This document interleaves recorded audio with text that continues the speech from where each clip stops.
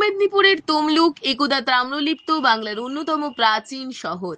এখানেই অবস্থিত ৫১ শক্তিপীঠের অন্যতম বর্গ ভীমা মন্দির। পুরাণ মতে সীতার বাম পায়ের গোড়ালি এখানেই পড়েছিল। দেবী এখানে ভীমা কালী রূপে পূজিতা হন। মহাভারতের ময়ূর বংশীয় তাম্রধ্বজ রাজাই এই মন্দির প্রতিষ্ঠা করেছিলেন বলে জনশ্রুতি। একটি কিংবদন্তি অনুসারে এক ধীবর পত্নী প্রতিদিন রাজপ্রাসাদে জীবন্ত শোল মাছ দিতেন। তার গোপন রহস্য জানতে পেরে রাজা জানতে পারেন এক বিশেষ কূপের জল ছিটিয়েই তিনি মৃত মাছ জীবন্ত করতেন। সেই জায়গাতেই রাজা দর্শন পান দেবী উগ্রতারার, যাকে পরবর্তীতে বর্গভীমা রূপে পূজিতা করা হয়। আজও তমলুকের এই মন্দির শুধু ধর্ম নয়, ইতিহাস, কিংবদন্তি ও ঐতিহ্যের এক অমূল সাক্ষী। মুকুন্দরামের চণ্ডীমঙ্গল কাব্য ও মার্কণ্ডেয় পুরাণের পাতায় পাওয়া যায় দেবী বর্গভীমার উল্লেখ। ইতিহাস বলছে একসময় তমলুকে শক্তি পূজার চল ছিল না। দুর্গা, কালী বা জগদ্ধাত্রীর আরাধনা শুরুর বহু আগেই এখানে পূজিত হতেন দেবী বর্গভীমা।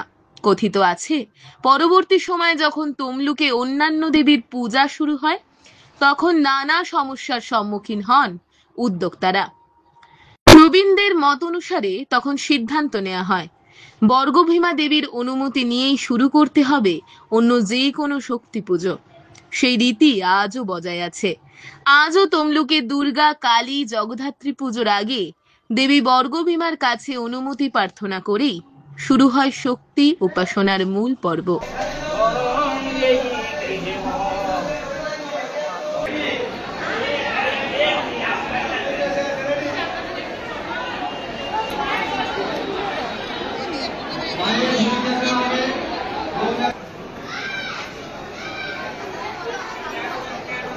আমার নাম রুবি ভৌমিক। আমি ময়না চংড়া থেকে এসেছি। আমি এই মায়ের মন্দিরে বিগত 10 বছর ধরে আসছি। আমার এখানে এসে খুব ভালো লাগে। এই আজকে বিশেষ দিনে বলতে চাইছি মায়ের মন্দিরে এসে খুব ভালো লাগলো। প্লাস এত এত মানুষজন আমি এই ফার্স্ট টাইম দেখছি। এখানে এতবার পুজো দিতে এসেছি, প্রায় 10-12 বার হয়ে গিয়েছে এসেছি। এই ফার্স্ট টাইম এত মানুষজন দেখলাম, আমার খুব ভালো লাগছে। লাইন দিয়ে 1 ঘন্টা দাঁড়িয়েছিলাম। মায়ের কাছে কি চাইলাম? মায়ের কাছে চাইলাম সবাইকে মা ভালো রাখুক, সবার ভালো করুক। মা তো সবার উপরে, মা তো সবই জানে, মাকে আর কি বলার আছে। তো অমাবস্যা পুজো দিতে এলেন, মন্দিরে এলেন, কি বলবেন? পুজো দিচ্ছেন, ভালো লাগছে। বাড়ির সবাই মঙ্গলের জন্য, মঙ্গলের জন্য আজকে তো কালী পুজো, বর্গভীমা মায়ের ৫১ পীঠের একটা পীঠে এসছেন, পুজো দিচ্ছেন। ভিড় কেমন দেখছেন বা লাইন দিয়ে পুজো দিচ্ছেন? প্রায় 2 ঘন্টা লাইনে দাঁড়িয়ে পরে এখন পৌঁছেছি। ওপর থেকে লাইন দিয়ে আসছে। পরিবার নিয়ে এসছেন? না, আমরা হাজবেন্ড ওয়াইফ। আজকে পুজো এখানেই কি ভোগ? এখানে প্রসাদ গ্রহণ করি, তারপরে বাড়ি যাই। প্রতি বছরে আসেন? না, প্রতি বছর না, আসি মাঝে মধ্যে, প্রায় আসা হয়। এটা কালী পুজোতেই আসছে ফার্স্ট টাইম। এখানে ৫১ পীঠের একটা পীঠ, কি বলবেন কেমন লাগছে মন্দিরে? খুবই ভালো লাগে বলেই তো বারবার আসা হয়।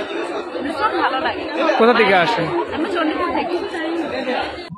আমার নাম শুভঙ্কর হালদার। আজকের বিশেষ দিন মায়ের, এই বিশেষ দিনে ৫১ পীঠের এক পীঠ বর্গভীমা মায়ের মন্দির। এখানে এলে, মায়ের কাছে এলে শান্তির বাতাবরণ এক সৃষ্টি হয়, মনে শান্তির বিরাজ করে। মাকে প্রত্যেক বছরই আমি আসি মায়ের কাছে, যেন জানি না এই দিনটার জন্য মায়ের কাছে আসার জন্য আমার মনটা আকুল হয়ে ওঠে। আমি টোটাল পরিবার নিয়ে আসি, সবাই মিলে আসি। মায়ের কাছে এলে কিছুক্ষণ পুজো টুজো দেওয়ার পর মনটা আনন্দে ভরে ওঠে। মা সবাইকে ভালো রাখুক, শুভ দীপাবলিতে সবাইয়ের আনন্দে কাটুক, এই আশাই কামনা করি মায়ের কাছে। আগামী বছর যেন মা আবার ভালো রাখে, আবার আগামী বছর আসবো মায়ের কাছে। সারা বছরই মায়ের পুজো হয়, কিন্তু এই বিশেষ দিনে মায়ের যেন এক মহিমা আছে, যেন মা ঠিক মনকে টেনে নিয়ে আসে যে তার ছেলেকে এখানে আসতেই হবে। সেই টানে কিন্তু প্রত্যেক বছর আসি সকালবেলায় মায়ের কাছে। আমার নাম শুভঙ্কর হালদার।